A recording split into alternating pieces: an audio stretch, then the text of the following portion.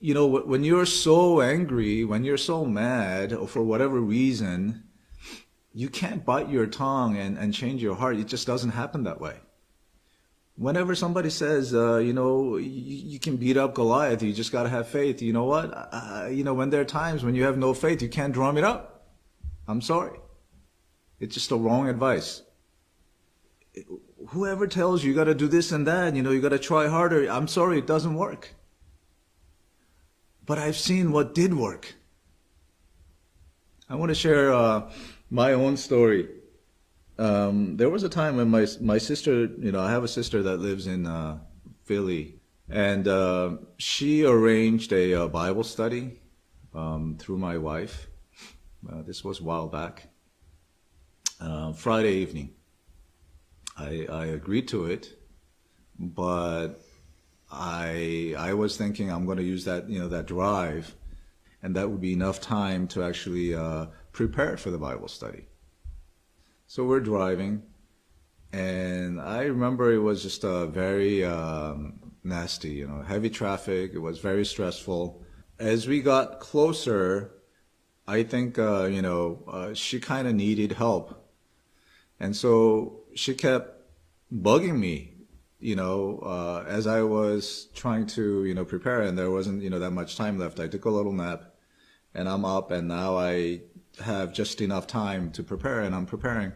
And first couple of times you try to be helpful, but after a while I said, listen, can you just kind of handle that, yourself? It's not the first time we're going there. Let me just prepare, like I really need to do this. And she said, okay. But after, a few more minutes, she forgets I said that, and then she would ask for, help again. And in fact, she was kind of getting frustrated because she was kind of getting lost. She needed some help. After, a couple of times, I got frustrated myself. And I really let her have it. And I said, listen, what are we doing here? Like if you keep bugging me, we're going there to have a Bible study. You just gotta let me have the time to prepare, And then she got frustrated and she said, yeah, like with that kind of attitude, what kind of Bible study you're going to give? And then I really let her have it and said, okay, now you're really making me angry. So there was a horrible argument in the car. I mean, forget the Bible study, it would just be ridiculous. But I said, okay, I'm going to still have to do my best. Even if my heart's not in it, even if it seems hypocritical, I set up the time. I got to go through what I got to go through, so let me go through. But as I was studying, this is something crazy happened. As I was studying, and it was, I still remember the story. It was the story of Mary Magdalene. And as I was thinking about Mary Magdalene, her situation as a prostitute, just unworthy, undeserving, forgiven by God, not just forgiven, but forgiven and cleansed and uplifted, I just really realized that I was no better than a prostitute. If there was a hypocrite in the world, I am the greatest one. But God still chose me. He knew what was going to happen in the car. It's not like he didn't know. And truly where sin abounds, grace did much more abound. As I saw Christ struggling on the cross, paying the price to forgive Mary, that it wasn't just about Mary, but it really was about me. But I wasn't thinking about me. I was thinking about what he was doing on the cross. And it just, my heart just melted.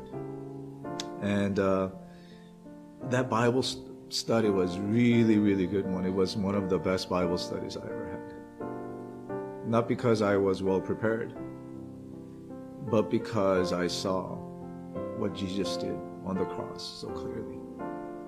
So how are we to defeat this impossible enemy? When you're overwhelmed with anger and frustration and perhaps even hatred towards the one that you're supposed to love. Here's the good news, guys. Here's the good news. The victory has already been won by Jesus. We are asked to look and live. Not to bite your tongue and do something, but to look. Look at what He already did. As we look at Jesus, the crucified one, we too will be energized to crucify our sinful pride and ego. And it's not something you do. It just your ego and pride begins to just melt away as you behold Jesus. You know, the Philistine of your pride, the Philistine of anger and frustration would already be fleeing as you behold Jesus. You know, there really isn't any other, way to victory over sin. I just want to say that our calling is much, much higher than what you think. Our calling is so much higher than your superficial behavior. Our gift is so much more precious than you can ever imagine. This was a devotion from this morning. Every sinful tendency, every imperfection has been removed by the blood of Christ. And the excellence and brightness of His glory, far exceeding the brightness of the sun in its meridian splendor, is imparted to them. It's imparted to you. He's literally calling us to be just like Jesus. And do you really think that you can bite your tongue and accomplish that? The Bible already gave us the way. His prophet gave us clear pathway. Spend a thoughtful hour each day meditating on the life of Jesus Christ, especially the last scenes. Why not try it? If you have been, struggling with this notion of sanctification, if you find it impossible, why not just put a little hold on whatever it is that you're trying and spend a thoughtful hour each day contemplating on the life of Jesus Christ?